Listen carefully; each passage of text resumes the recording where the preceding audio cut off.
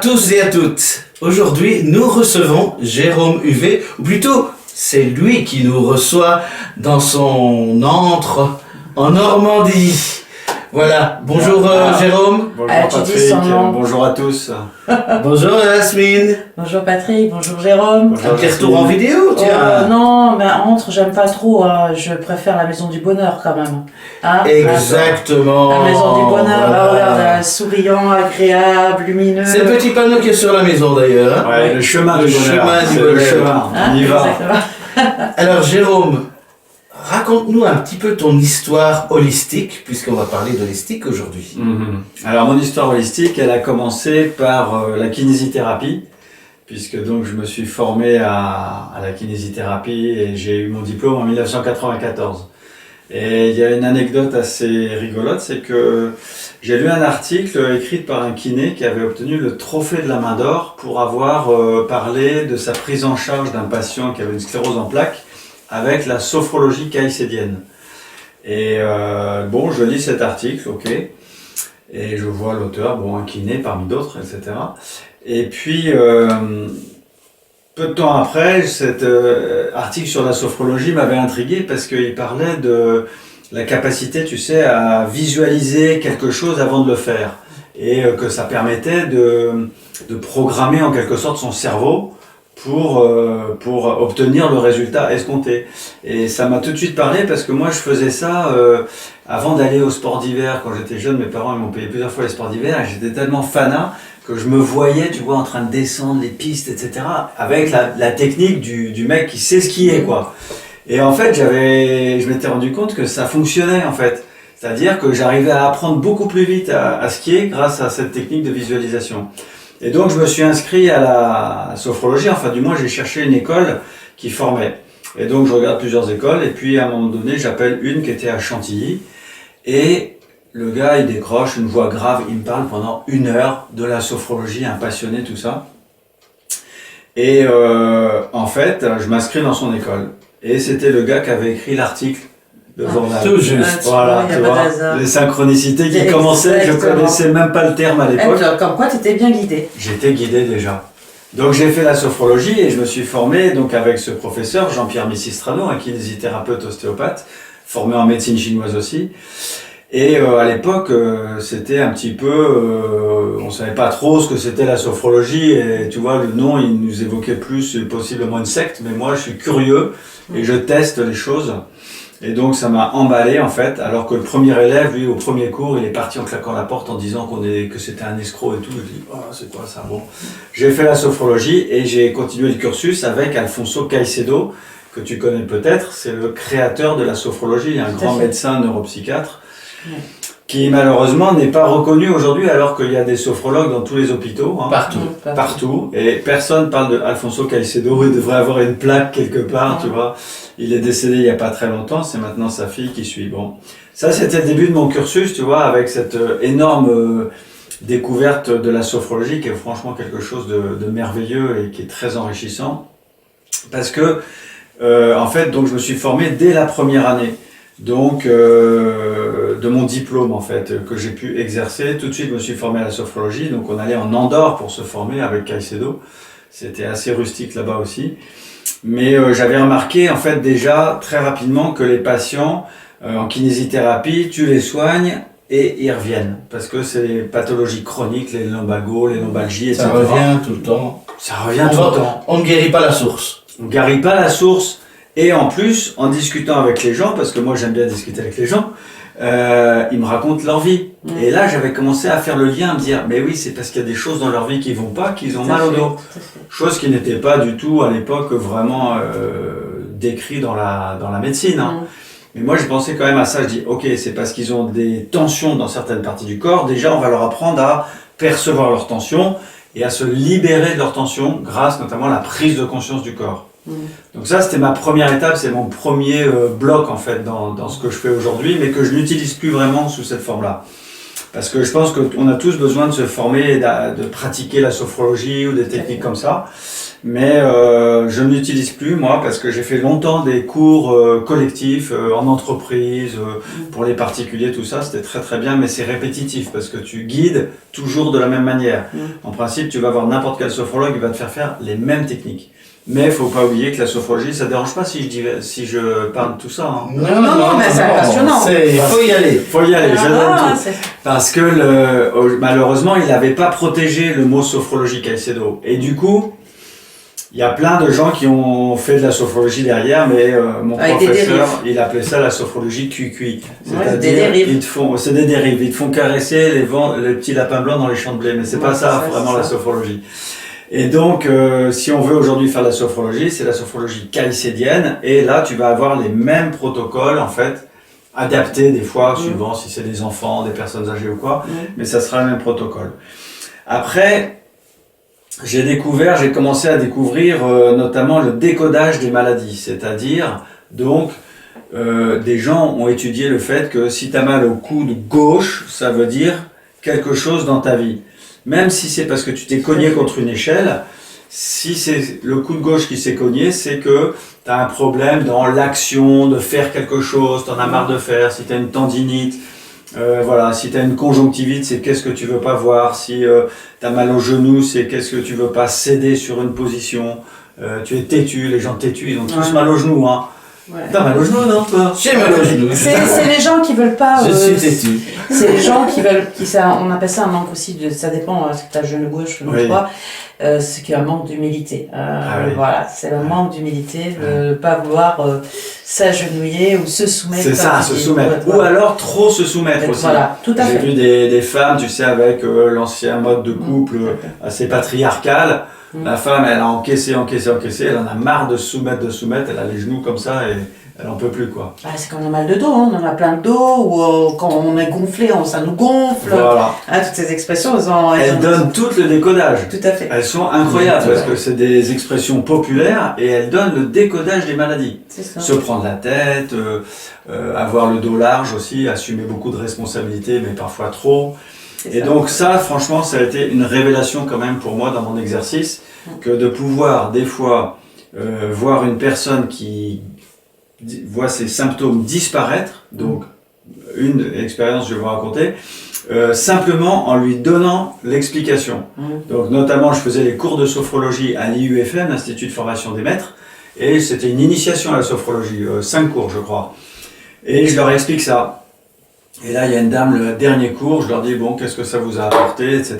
Elle dit, moi, j'ai retenu l'histoire du décodage et j'avais une tendinite, je prenais des médicaments, machin, j'ai toujours mal, je pouvais plus jardiner et j'ai compris, quand vous avez parlé du bras gauche et tout, c'était l'épaule, elle. Je me sens empêché de faire, je me sens bloqué, je peux pas faire ce que je veux, etc. C'était par rapport à un de ses enfants. Elle a compris le truc, rien que de comprendre, son épaule, elle avait plus mal, elle pouvait rejardiner, etc.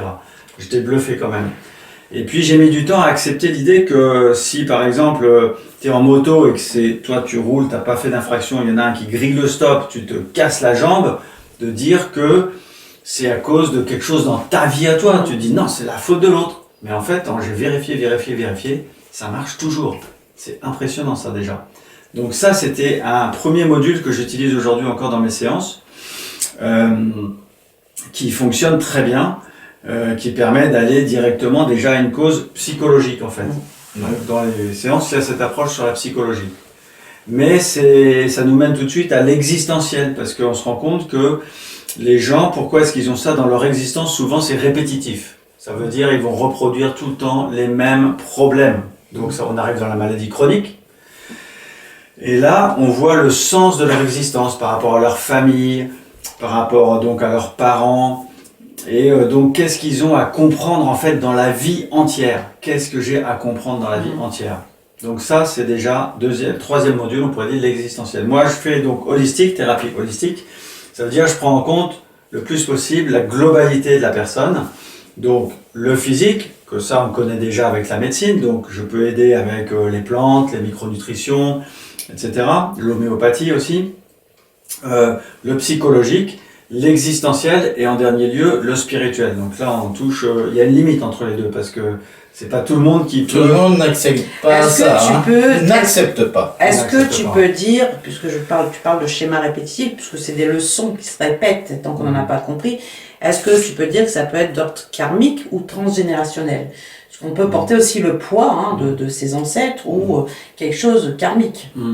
Moi, ma perception des choses, c'est que c'est en quelque sorte toujours karmique et que du coup, pour régler ce karma ou ce morceau de karma, comme tu le disais tout à l'heure, c'est de régler le problème qu'il y a dans sa vie. Si tu règles le problème de cette vie, tu règles le karma. C'est ça. Voilà.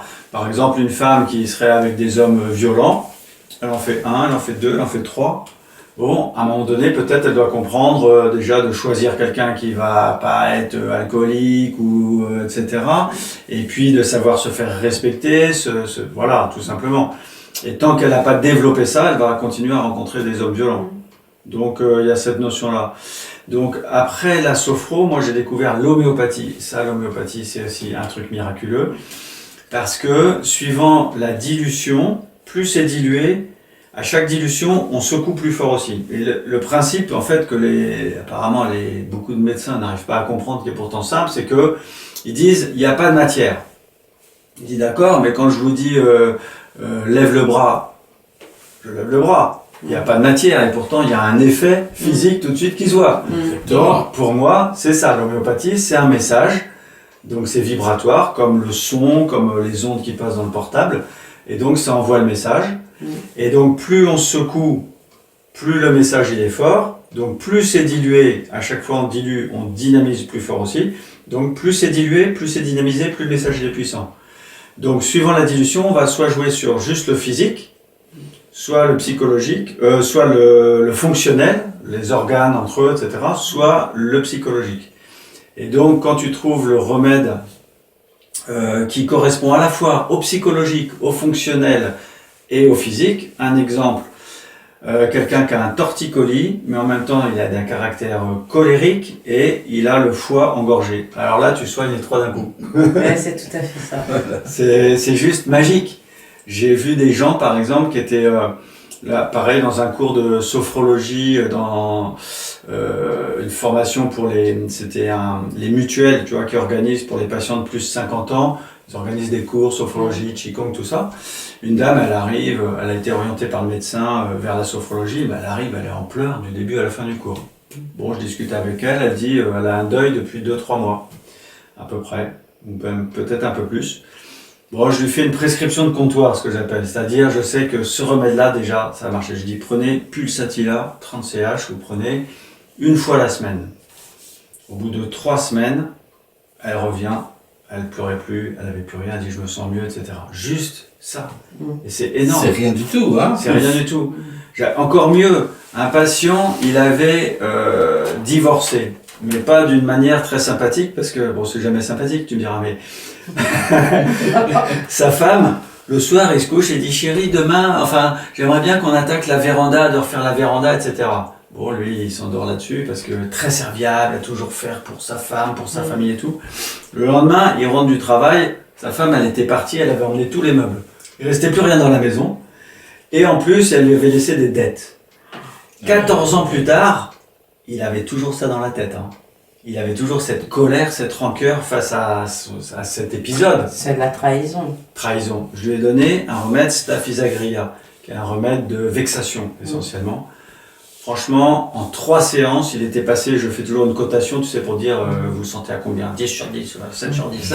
Il était passé à 4 sur 10. En 3 séances, alors qu'il traînait ça depuis 14 ans. Donc la puissance et la sélectivité de l'homéopathie, pour moi, je dis, face à la caméra, c'est la plus puissante des médecines, on va dire, physiques que je connaisse, matérielles en fait, parce que ça reste matériel quand même. Donc l'homéopathie, je m'en sers aussi tous les jours. Toutes les consultations, les gens ils ont droit à l'homéopathie. Après, les gens ont commencé à me parler de trucs bizarres, les anges, les entités, tout ça. J'ai dit, oula, c'est quoi ça? Qu'est-ce que c'est que ça?